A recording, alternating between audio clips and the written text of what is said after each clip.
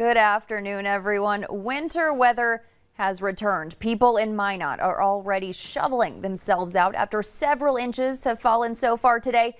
And take a look at this. Here's a live look at road conditions in Grand Forks. Those gray skies have already made their way to most of us. Slippery road conditions are next. Let's check in with Hutch to see what we can expect for your evening.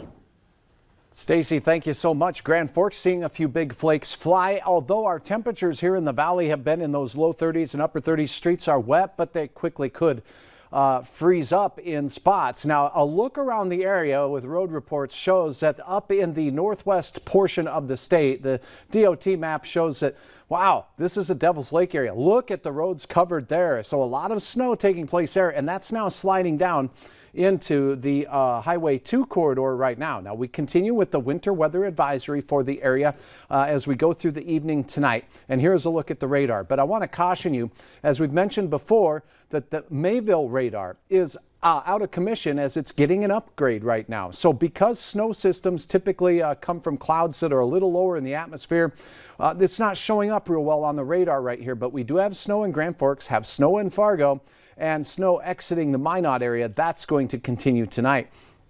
As far as how much snow we're expecting, I think our forecast last night, pretty good. A trace to 2 inches for many areas, including the Fargo-Moorhead area, but isolated folks could see up to 4 inches or so. I'll have hour-by-hour details in your forecast coming up here in just a little bit. And again, this is not going to be one of those systems that really is going to be like a major snow producer, but certainly a big change over the 40s. And in fact, right now, 50s are in place in parts of South Dakota. Hard to believe. Wow, yeah, it feels like a different world here now. Thanks, Hutch. You bet. Here's a look at today's top 4 at 4. North Dakota's U.S. Attorney is stepping down. Attorney Drew Wrigley announced this afternoon that he's leaving the position at the end of the month. Wrigley is the 19th presidentially appointed United States Attorney in North Dakota history and has been serving since April 2019.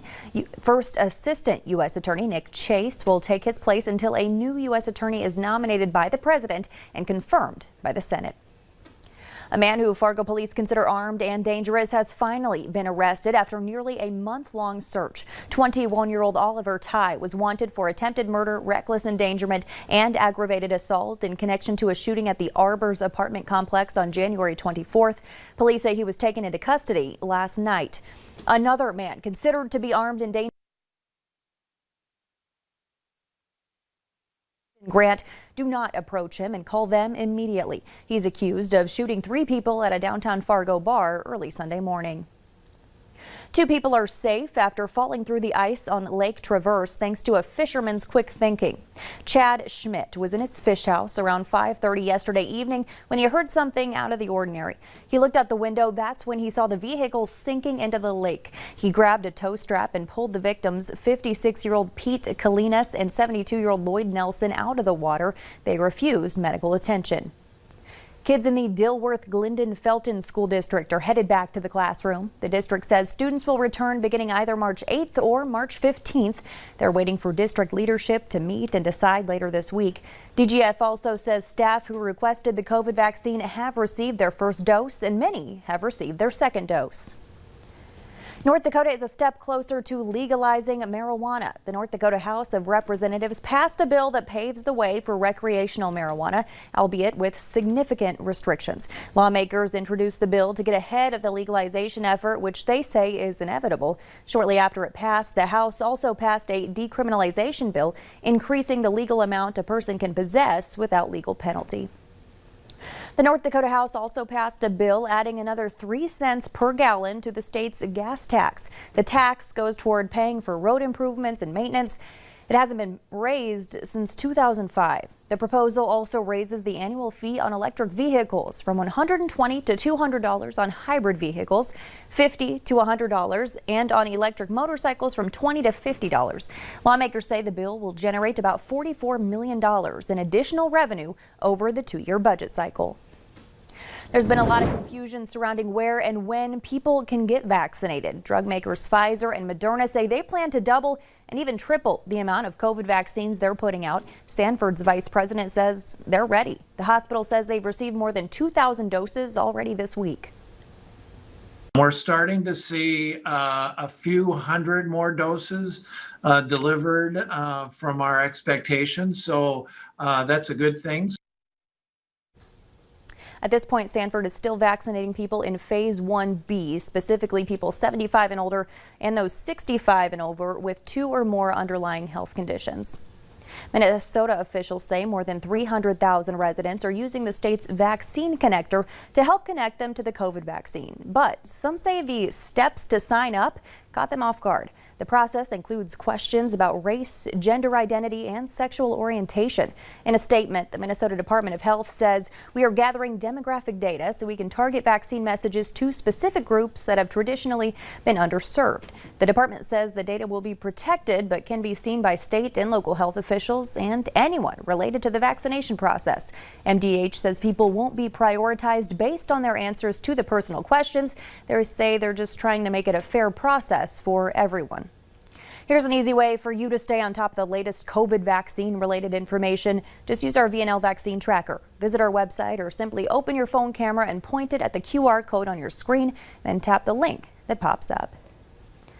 Golf legend Tiger Woods is in the hospital following a car accident in California. His agent says he suffered multiple leg injuries and is currently in surgery. Chris Martinez has the latest from Los Angeles. Emergency crews used the jaws of life to free Tiger Woods from his mangled vehicle Tuesday morning following a single car accident. The vehicle ran off the road.